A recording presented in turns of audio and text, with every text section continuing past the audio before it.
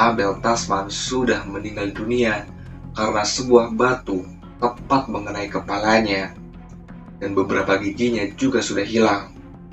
Di sana sahabat Abel Tasman yang bernama Eri Incek dengan jelas melihat sebuah batu seukuran bola sepak tepat menghantam kepala Abel. Bahwa ada perempuan yang selalu mendatangi tugu Abel setiap tahun dan meletakkan bunga di sana, kemungkinan itu adalah Sulastri. Assalamualaikum warahmatullahi wabarakatuh. Kembali lagi dengan saya Bayu Erlangga. Apa kabar kalian semuanya? Semoga kalian selalu baik-baik saja dan juga selalu dalam lindungan Allah Subhanahu wa Ta'ala. Amin. Berikut ini adalah kisah tentang Abel Tasman yang konon dia meninggal dunia saat melindungi temannya yang bernama Sulastri ketika terjadi sebuah letusan Gunung Marapi pada tahun 1992. Sebelum kita memulai ke videonya, jangan lupa like, share, dan juga subscribe. Nama saya Bayu. Selamat menyaksikan.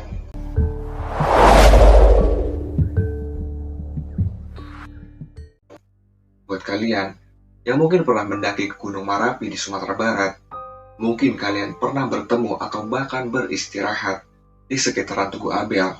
Tapi apakah kalian tahu, ada kisah yang sangat menyedihkan di balik berdirinya Tugu Abel. Dan berikut ini adalah kesaksian langsung dari teman pendakian terakhir Abel Tasman di Gunung Marapi, Sumatera Barat. Dan kisah ini diceritakan oleh Herwin Sukavira alias Wing Hing Eng. Semua peristiwa ini berawal dengan pendakian ke Gunung Marapi di bulan Juli tahun 1992. Rombongan Herwin yang berjumlah 10 orang yang merupakan gabungan dari anak pecinta alam, mereka berkumpul di belakang Olo Padang, tempat bus mereka akan berangkat. Dan bus mereka sampai di Kota Baru sekitar jam 11 malam. Mereka sempat makan malam di sana, di rumah makan Citra yang ada di sana. Selesai beres makan malam, barulah mereka melanjutkan pendakian dan bertemu dengan rombongan Rizal yang berjumlah 5 orang, di mana 5 orang ini termasuk Abel Tasman dan juga Sulastri. Rombongan mereka memutuskan untuk bergabung, dan akhirnya jumlah mereka sekarang total ada 15 orang. Herwin sendiri sempat ngobrol-ngobrol dengan Abel, yang katanya ini adalah pendakian terakhir Abel Tasman, karena pada saat itu dia baru tamat SMA dan rencananya mau ikut tes kepolisian.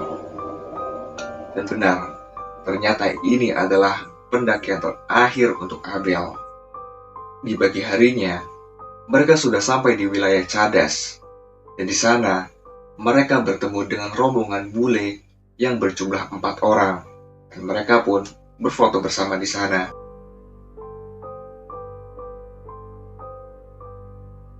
Habis itu, mereka pun lanjut lagi untuk mendaki Cadas, dan cuaca pada hari itu sangat cerah. Ketika sampai di puncak, rombongan mereka agak terpecah. Erwin, Dajon, Marta, Yanti, dan juga John Peter, mereka turun duluan dari puncak Parmati menuju ke arah Simabua, sedangkan Abel dan Sulastri posisinya sudah mendekati puncak Merpati, sedangkan rombongan yang lain masih ada di belakang Abel dan mereka bergerak perlahan menuju ke puncak Merpati. Dan tanpa disangka, ketika rombongan Herwin yang berjumlah 5 orang itu berjarak 5 meter dari kawah yang masih aktif dan mereka mau turun ke arah Simabua, saat itu masih sekitar jam 9 pagi. Tiba-tiba terdengar suara gemuruh dari dalam kawah dan suaranya cukup keras. Hingga akhirnya, boom, Gunung Marapi langsung meletus.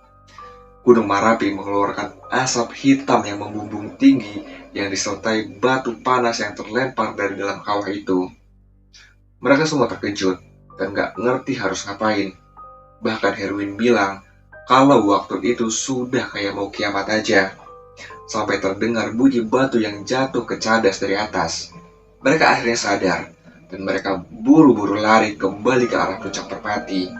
Nah, salah satu pendaki senior yang bernama Pak John, dia sempat memfoto letusan Merapi sebanyak 2 kali. Dan inilah fotonya.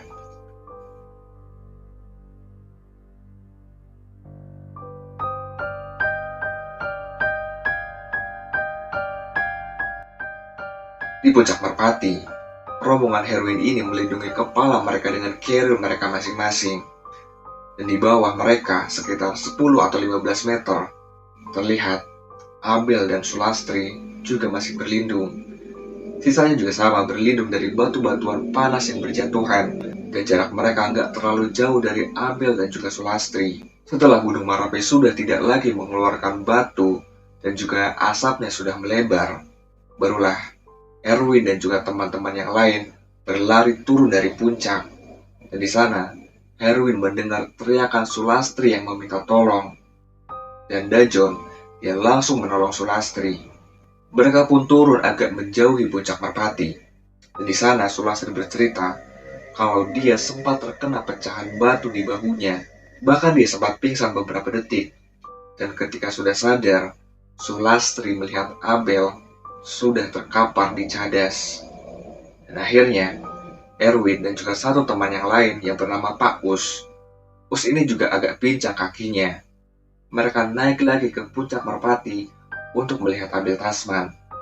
Dan ternyata Abel Tasman sudah meninggal dunia karena sebuah batu tepat mengenai kepalanya. Dan beberapa giginya juga sudah hilang. Di sana sahabat Abel Tasman yang bernama Eri Incek dengan jelas melihat sebuah batu seukuran bola sepak tepat menghantam kepala Abel. Dan di sini ada yang aneh menurut Herwin. Kejadian itu baru beberapa saat, baru sebentar. Tetapi di sana sudah ada banyak lalat hijau yang mengelilingi darah di kepala Abel Tasman. Dan karena dia nggak tahan melihat hal itu, Herwin pun menutupi kepala Abel dengan kantong kresek. Dan mereka terpaksa meninggalkan Abel Tasman untuk membantu teman yang lain yang terluka. Teman-teman yang lain juga banyak yang terluka. Teman bule yang mereka temui di cadas, satu orang kakinya patah dan juga tangannya terluka. Dia berdarah cukup banyak. Dan bule yang cewek juga tangannya terkelupas terkena asap panas. Jadinya, mereka yang masih sehat membantu teman-teman yang lain untuk turun gunung. Mereka membagi tenaga. 2 orang diminta untuk turun duluan dan melapor ke bawah secepatnya untuk meminta bantuan. Dan sisanya berusaha turun sambil membantu yang terluka. Dan sampai di bawah cadas, Sulastri sudah sangat lemah. Dia sudah kehilangan tenaganya, hingga terpaksa dia dibuatkan tandu untuk turun ke bawah.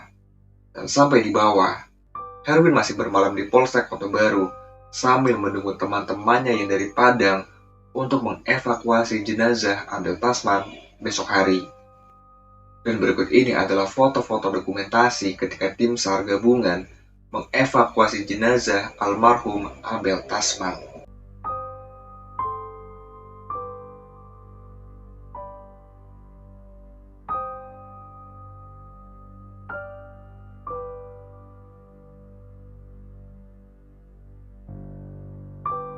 Dan cerita tentang Abel Tasman yang menolong Sulastri waktu pingsan mungkin aja benar, sehingga nggak ada batu yang menghantam kepala Sulastri.